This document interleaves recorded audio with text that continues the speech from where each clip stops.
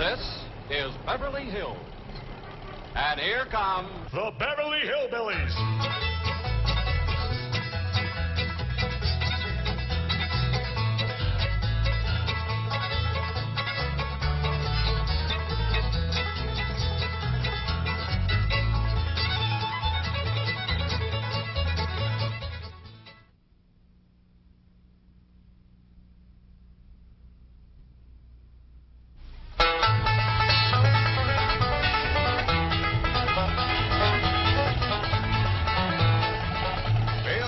Let's find that house we bought. House they bought? In Beverly Hills? Whoa, wait a minute. Hold it. How could a bunch of hillbillies possibly buy a mansion like this? Let's take them back to their home and see how this whole thing started.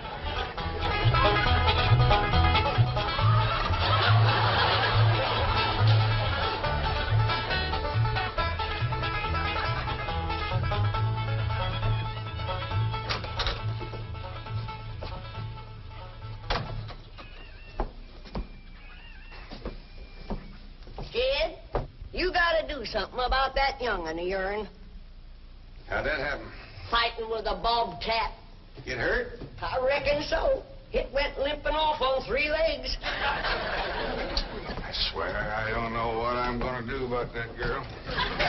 Well, the first thing to do is to get her into a dress. She's getting too big to be wearing man's duds. Looky here. She's done popped the buttons off of her shirt again. Well, Elly May carries herself proud, with her shoulders throwed back. It ain't her shoulders that's popping these buttons. Fully grown up, rounded out, female woman. Time she started acting like one. Well, one of these days, some boy will come along and start courting her. They came courting when she was 12. What did she do? She whopped the tar out of them. Well, it ain't fitting. Girl running around as wild as a cougar, wrestling, fighting, and hunting. She ought to be doing woman's work. Helping me with the steel. Yeah, I'll speak to her. Oh, that reminds me. Better go down and stomp out the fire under that mess. Hold on now, Granny. You ain't gonna stomp out no fire like that, are you? Huh? Oh, of course not. Don't want to burn my shoes. Pop? Granny! Somebody open the door. Howdy, Pop. What you got there? Stranger? Where'd you get him? I beat him with a rock. Sure. He was skulking around down by the slough. Figured he might be a revenue. He ain't no revenue. Then can I keep him? Of course not. Well, I caught him. Don't matter. Well, he won't be no trouble. I could keep him out in the smokehouse. Elly May, you can't keep people like they were dogs and cats. Ooh. Ooh, ooh. Ow, ooh, that's hard.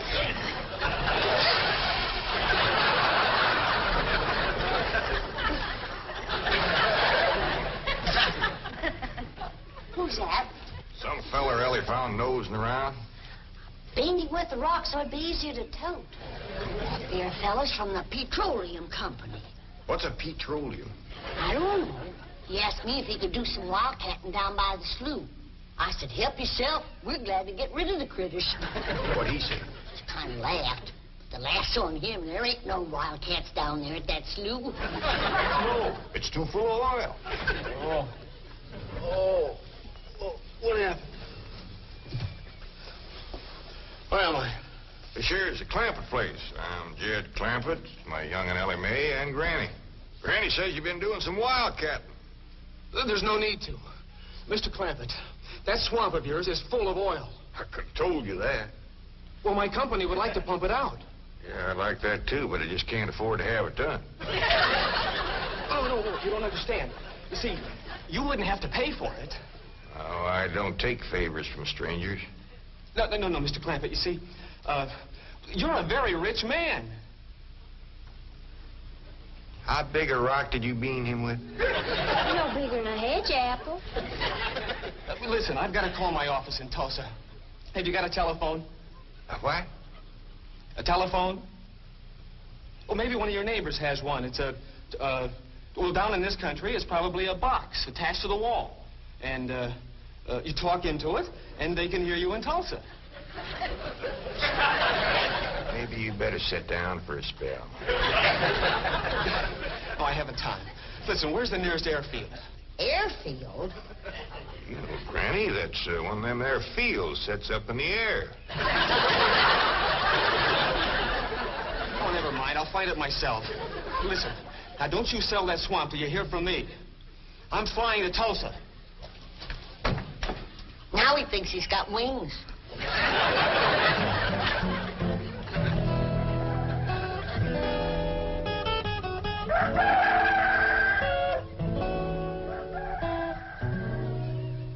Morning, Granny.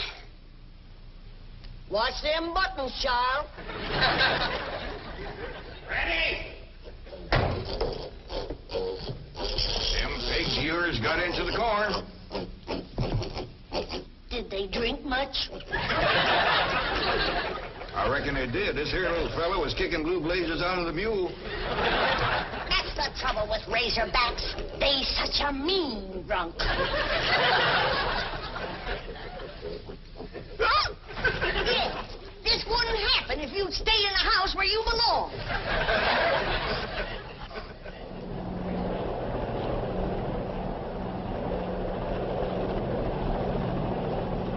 There it is, Mr. Brewster.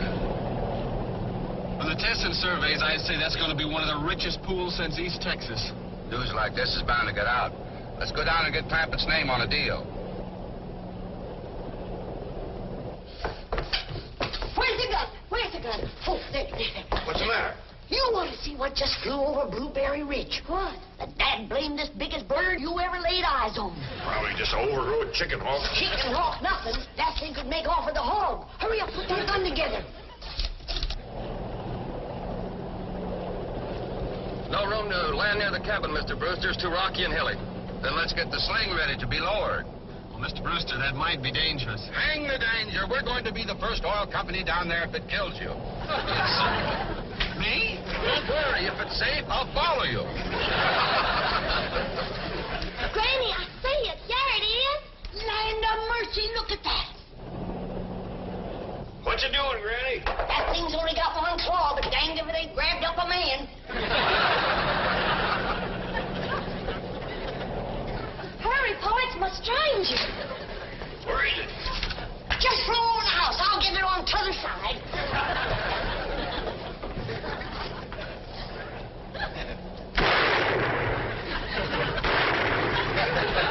You feel it, Granny? No, but I made it drop that stranger.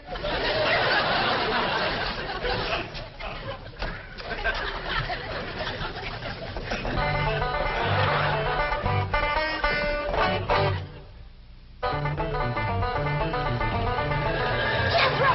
Stop this thing! Stop it! Hold on, it's there! Granny!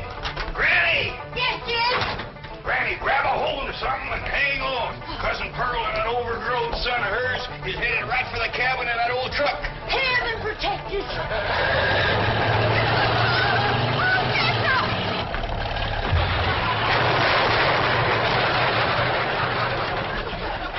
Did they hit us, Jed?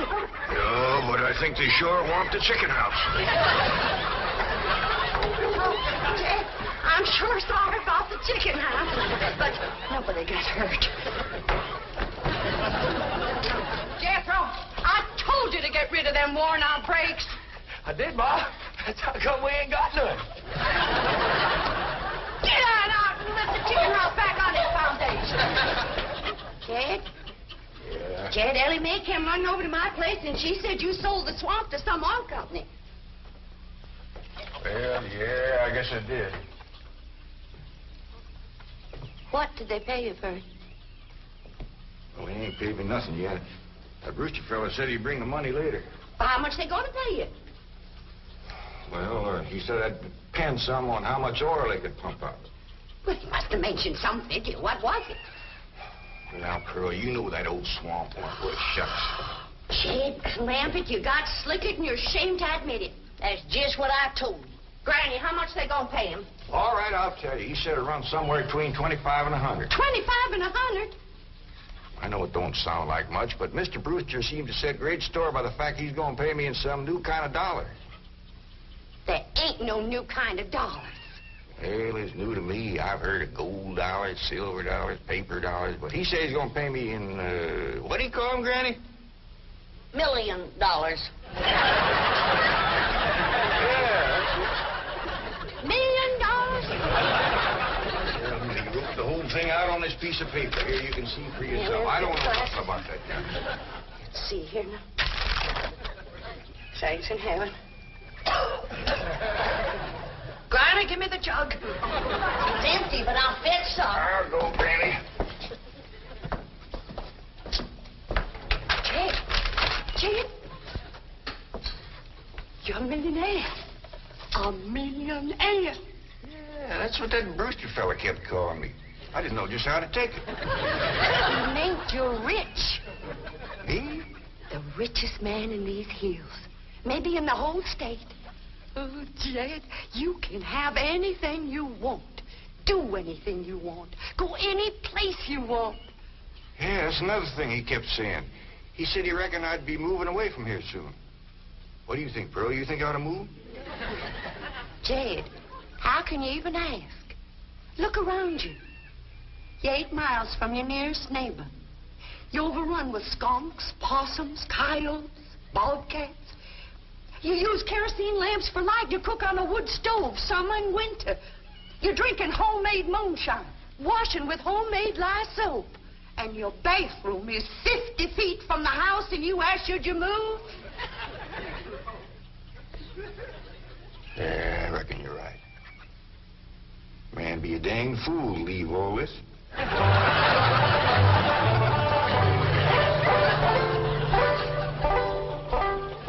Oh, there you are, Jed. You misunderstood me. I meant you should move away. And you know where I'd go if I was you? Where? California. California? Yes, sir. Beverly Hills, California. Jed, remember the time that your pa took us to Eureka Springs to see the movie picture? Yeah. Well, the actors that make them movie pictures live in Beverly Hills. Go on. Yes, sir. Well, doggy. Ain't that be something? Living in the same neck of the woods with old Tom Mink. It sure would. And we could come visit you. You know what else they say about California? What? It don't get cold out there. What don't get cold out there? Nothing don't get cold out there. They don't have no snow or no ice. Can't they bring some in? They don't want it. That's why'd be so good for Granny. Remember last winter when she slipped on the ice and broke her hip? Yeah, poor old woman. She was limping for 2 days. Well, that couldn't happen in California because they don't have no ice. How come? I don't know how come. But Granny'd sure like it, and we could visit you.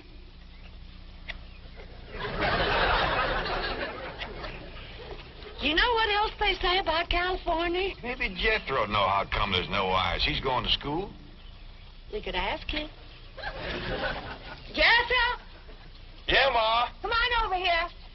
Speaking of school, Elly May could get herself a fine education out there in Beverly Hills. Yeah, Ma? Your rich uncle's got a question he'd like to ask you. What rich uncle, Ma? Your rich Uncle Jed. Jethro? How come there's no ice in California? Don't look at me. I didn't take it.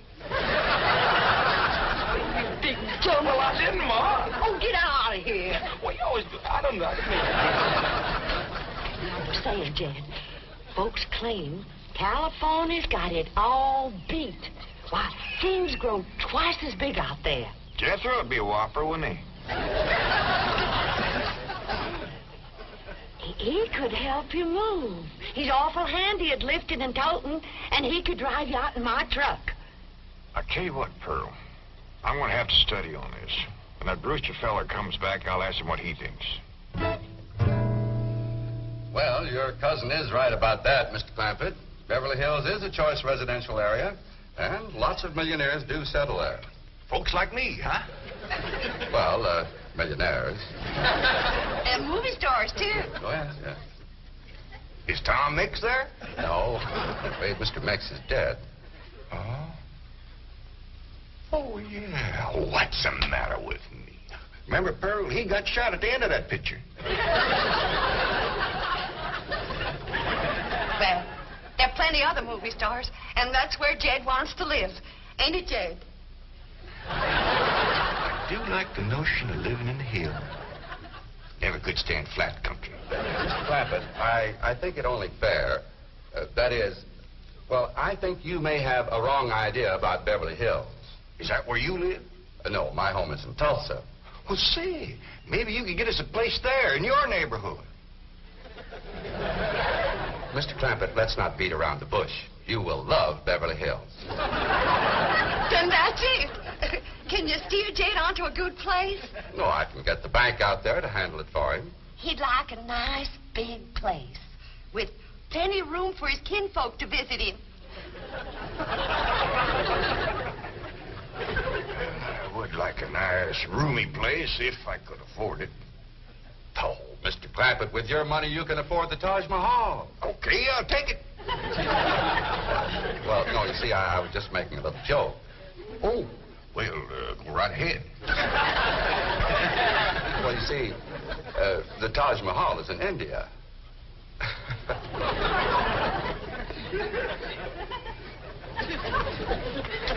Mr. Brewster, you're a nice fella, but I've heard better jokes.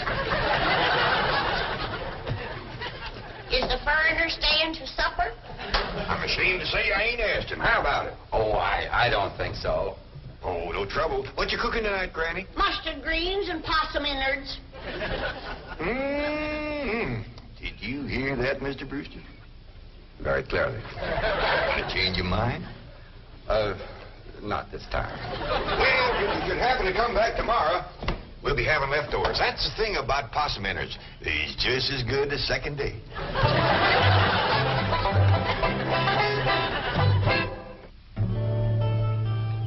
Ellie, if old Duke sits there with you, there ain't gonna be room for Granny. Oh, that's all right, Paul. Granny ain't gone. Who says she ain't? She says she ain't. That's right, Uncle Jed.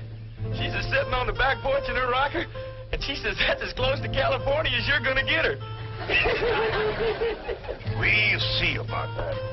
Dang if I ain't got me the muleyest women folk. We ain't never gonna get there.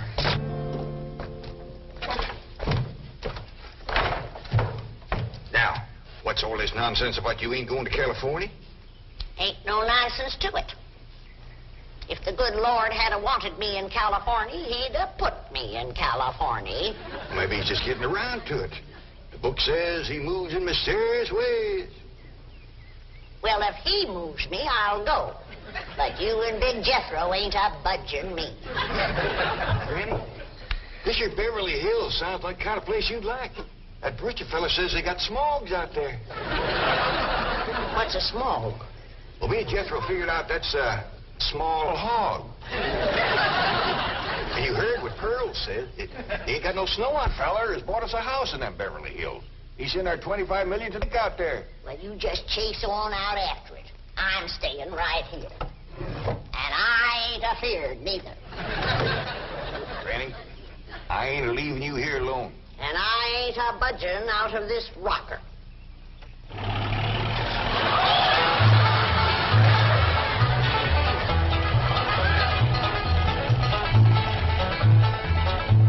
Jethro, what does that sign say?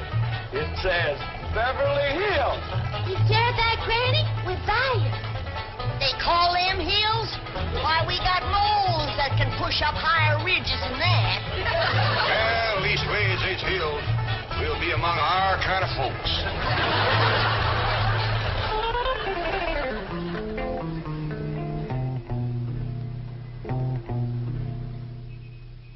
This deposit of $25 million to the account of J.D. Clampett.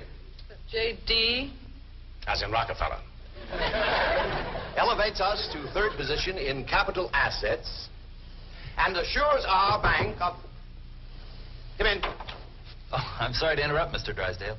All right, Taylor.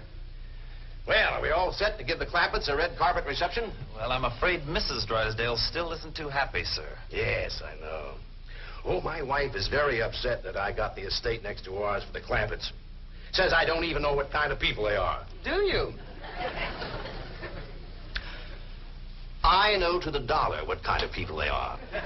They're my kind of people. Loaded. Taylor, have the gardeners got the grounds in order? Yes, sir. But I'm afraid that's another thing your wife was upset about. Oh? Well, you see, your gardeners have been working on their lawn all week. Why, they've mowed it, trimmed it, fed it, clipped it. I don't care if they lather it and shave it. This is the most beautiful mansion in Beverly Hills.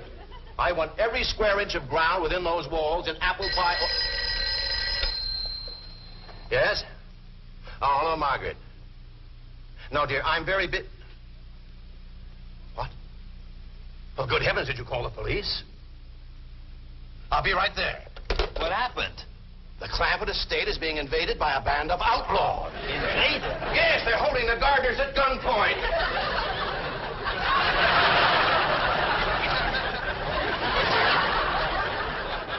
Sure is lucky we come along when we did. That's the truth.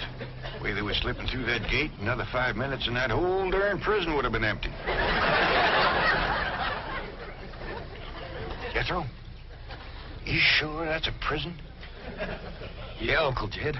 I seen pictures. Only thing is, how come there ain't no guards on them walls? Probably done them in with them knives and things. These killers if I ever did see any.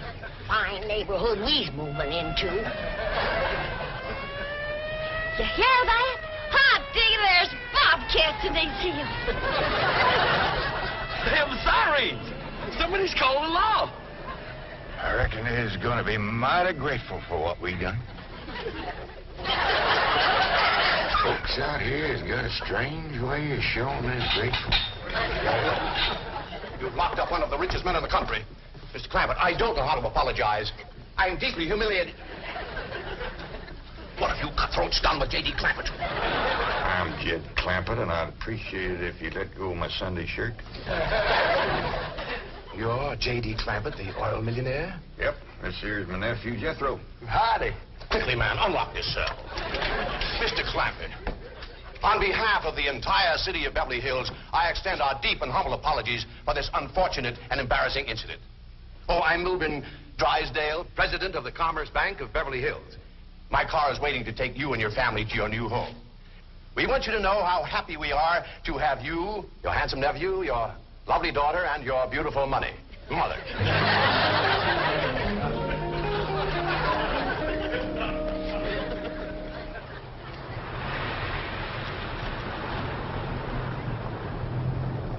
a minute! Stop this car! Mr. Drysdale, you tricked us. You just took us out of jail so you could bring us back up here to prison. Head for the hills, everybody! No, wait! Come back! It's not a prison, it's your home! Now, wait! Mr. Clampett, listen to me! Wait! Back! Friendly!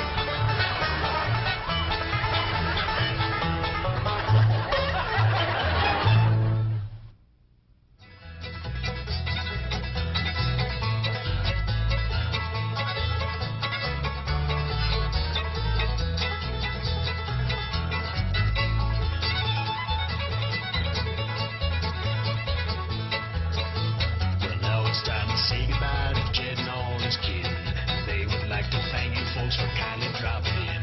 You're all invited back next week to this locality to have a heaping helping of their hospitality. Hillbilly, that is. Set a spell. Take your shoes off. Y'all come back now, here.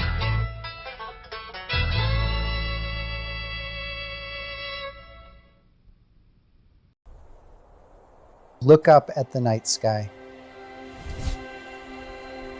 Thousands of tiny dots twinkling silently in the darkness. But what if I told you all star in sky are suns?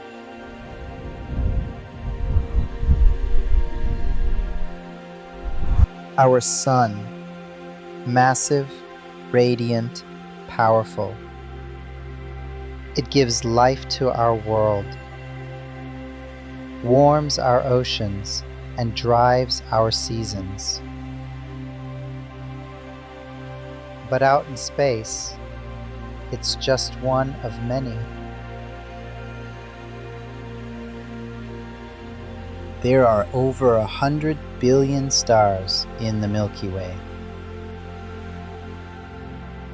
And each one is a sun of its own, some brighter, some stranger, some beyond our imagination. There are red dwarfs, cool, small, and incredibly long-lived. Blue giants, fierce, massive, and short-lived. And even twin stars orbiting each other in a gravitational dance.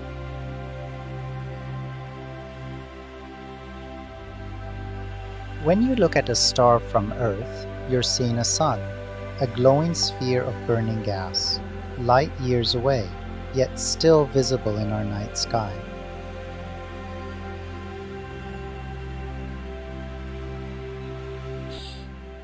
Thanks to powerful space telescopes, we've found thousands of planets orbiting distant suns, called exoplanets.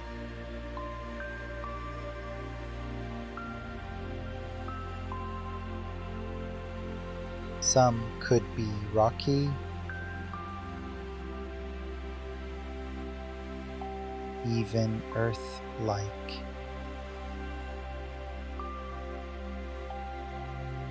So the next time you gaze into the night, remember, those aren't just stars, they're suns. Each one a distant story waiting to be told.